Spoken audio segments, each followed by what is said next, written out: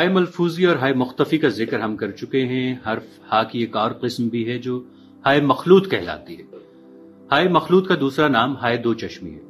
اردو میں ہائے مخلوط وہ ہے جس کے لکھنے میں دو گولے یا حلقے بنتے ہیں جو چشم یعنی آنکھ سے مشابہ ہوتے ہیں، اس لیے اس کا نام ہائے دو چشمی پڑ گیا، یعنی دو آنکھوں والی ہے۔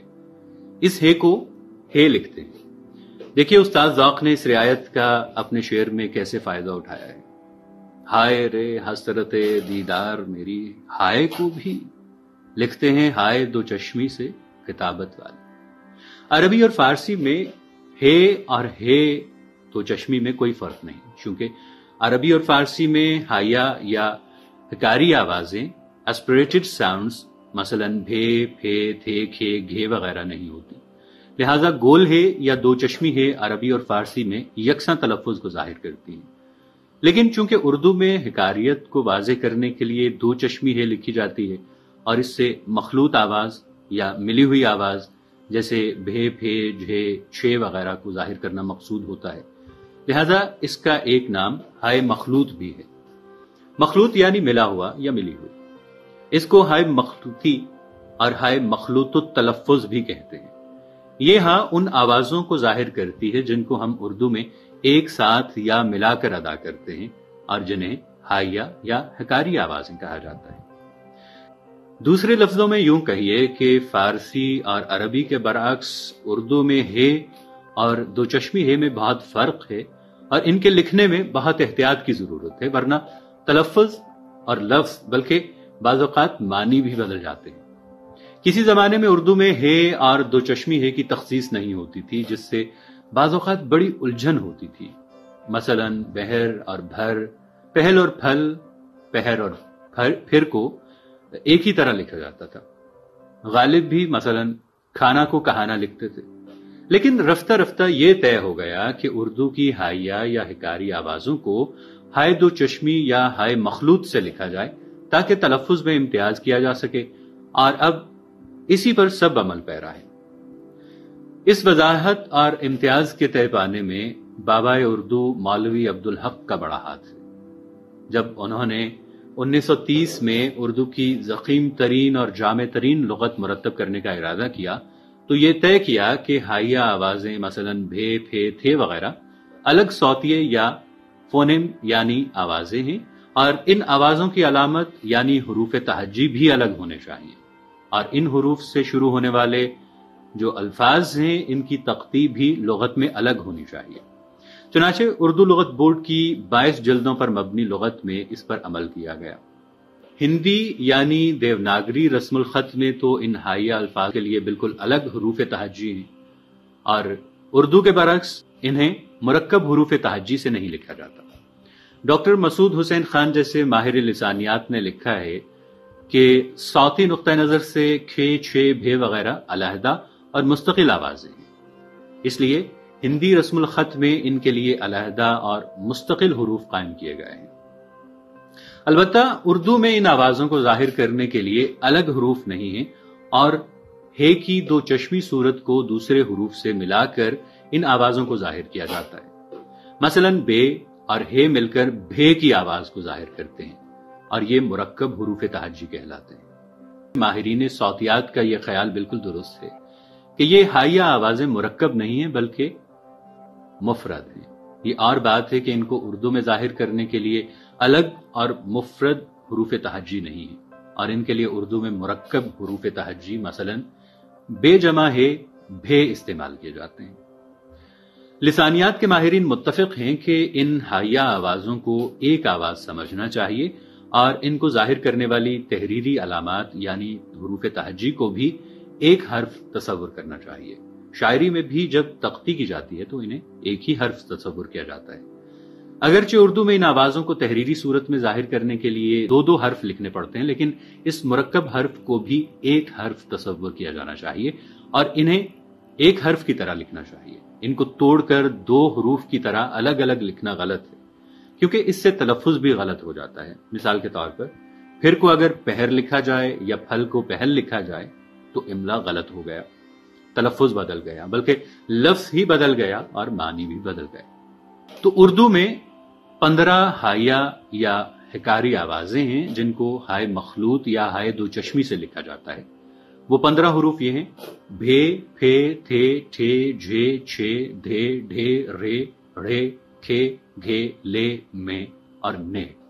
مگر لے، میں اور نے کو بعض اوقات نظر انداز کر دیا جاتا ہے، اس لیے عام لوگ بعض الفاظ میں دو چشمی ہے یا ہائے مخلوط نہیں لکھتے، مثلا انہیں، جنہیں، تمہیں، تمہارا، چولہا، دولہا اور کمہار وغیرہ۔ ان کا املا غلط لکھتے ہیں، یعنی ان الفاظ کو انہیں، جنہیں، تمہیں، تمہارا، چولہا، دولہا، دولہا، کمہار وغیرہ لکھتے ہیں، لیکن اس طرح ان الفاظ کا نہ صرف املا بلکہ تلفظ بھی غلط ہو جاتا ہے۔ یہ نہ صرف غلط تلفظ ہے بلکہ اگر ان الفاظ کو شاعری میں دو چشمی ہے کے بغیر لکھا جائے گا تو اردو کے لاکھوں مصرے بحر سے خارج ہو جائیں گے۔ مثلا ایک شعر ہے: تمہاری زلف میں پہنچی تو حسن کہلائی، وہ تیرگی جو میرے نامۂ سیاہ میں ہے۔ اس کا وزن یہ ہے: مفاعلن فعلتن مفاعلن فعلن۔ اگر پہلے مصرے میں تمہاری کو ہائے دو چشمی کے بغیر یعنی تمہاری لکھا جائے تو اس سے تمہاری کی بجائے تمہاری پڑھنا پڑے گا، اور پہلے رکن یعنی مفاعلن کا وزن نہ آنے سے مصرع ساقط الوزن ٹھہرے گا۔ لہذا تمہیں، تمہاری، تمہارے، انہیں، جنہیں، جنوں وغیرہ میں دو چشمی ہا لکھنا ضروری ہے۔ مزے کی بات یہ ہے کہ جو لوگ انہیں اور تمہیں وغیرہ میں دو چشمی ہے نہیں لکھتے وہ بھی ننھا میں دو چشمی ہے ضرور لکھتے ہیں، اور اسے ننھا نہیں لکھتے کیونکہ اس طرح ان کا تلفظ ننھا کی بجائے ننھا ہو جائے گا۔ لیکن بعض الفاظ مثلا انہیں یا انہوں لکھتے ہوئے یہی حضرات دو چشمی ہے کو گول کر جاتے ہیں۔ اب اردو کی گنتی میں بھی یہ خیال رکھنا چاہیے کہ اعداد معین یعنی 1 سے لے کر 18 تک کے آخر میں ہائے ملفوظی ہے اور ان کے تلفظ میں ہے واضح طور پر بولنی چاہیے۔ مثلا 16 کے آخر میں ہے کی آواز ہے اور یہ ہائے مختفی نہیں ہے، اسی لیے اعداد ترتیبی میں بھی دو چشمی ہے لکھنی چاہیے، یعنی 11واں، 12واں، 13واں، 14واں، 15واں، 16واں، 17واں، 18واں سب میں دو چشمی ہے لکھی جائے گی۔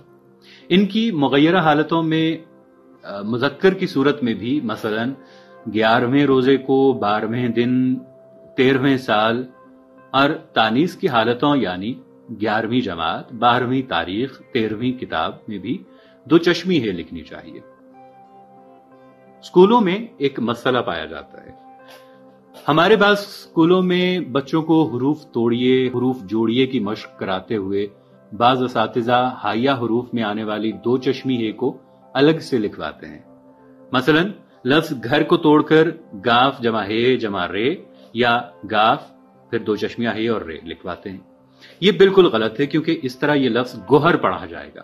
گوہر ایک الگ لفظ ہے اور گوہر یعنی موتی یا قیمتی پتھر کے مفہوم میں آتا ہے۔ گھر کو توڑ کر لکھیں تو گھے جمع رے لکھنا ہوگا، ورنہ املا بھی غلط اور مفہوم بھی۔ اسی طرح مثلا دھلنا کو توڑ کر دہلنا لکھا جائے تو یہ بھی غلط ہے۔ دہلنا یعنی لرزنا، کانپنا۔ اس طرح کی بہت سی مثالیں ہیں، جیسے بھانا مثلا دل کو بھانا، اور بہانا مثلا پانی بہانا، جھل جیسے پنکھا جھل اور جھل۔ یہاں یاد رکھنے کی بات یہ ہے کہ ہائیہ الفاظ کو ظاہر کرنے والے 15 حروف بھے تھے وغیرہ کو مرکب حروف ہونے کے باوجود املا میں ایک حرف کی طرح برتا جائے گا، ورنہ تلفظ اور مفہوم میں بہت سی خرابیاں پیدا ہو سکتی ہیں۔ رشید حسن خان صاحب نے اس ضمن میں لفظ سراہنا کی مثال دی ہے جس میں رے ہے را، اور اسے سراہنا کی بجائے سرہانا یعنی دو چشمی ہے کے بغیر لکھا جائے تو مفہوم بھی خبط ہو جائے گا اور میر کا یہ شعر بھی بحر سے خارج ہو جائے گا۔ اور وہ شعر کون سا ہے؟ سرہانے میر کے کوئی نہ بولو، ابھی ٹک روتے روتے سو گیا ہے۔ اس کا پہلا مصرع یوں مشہور ہے کہ سرہانے میر کے آہستہ بولو، لیکن درست وہی متن ہے جو میں نے ابھی بتایا ہے۔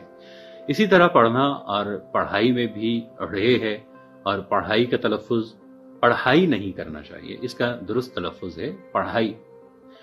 اساتذہ کرام سے یہ التماس ہے کہ اس معاملے میں دو چشمی ہے یعنی ہائے مخلوط کا خیال رکھیں اور بچوں کو بھی یہ ذہن نشین کرائیں کہ دو چشمی ہے سے لکھے گئے الفاظ کا تلفظ بھی مختلف ہوتا ہے۔ ہاں البتہ عربی اور فارسی میں چونکہ حائیہ آوازیں نہیں ہیں، لہذا عربی اور فارسی میں دو چشمی ہے کا استعمال عام ہونے کے باوجود تلفظ میں کوئی فرق نہیں پڑتا۔ لیکن ابھی تو اردو لکھ رہے ہیں، جب عربی یا فارسی لکھیں گے تو ان زبانوں کے اصولوں پر عمل کریں گے۔ ابھی اردو کا اصول چلے گا، اور اردو کا اصول یہ ہے کہ ہائے مخلوط کا ایک خاص تلفظ اور خاص استعمال ہے۔ اسے ضرور ملحوظ خاطر رکھیے گا۔ ملیں گے اگلی ویڈیو کے ساتھ، تب تک کے لیے طاہر عبید چودھری کو اجازت دیجیے۔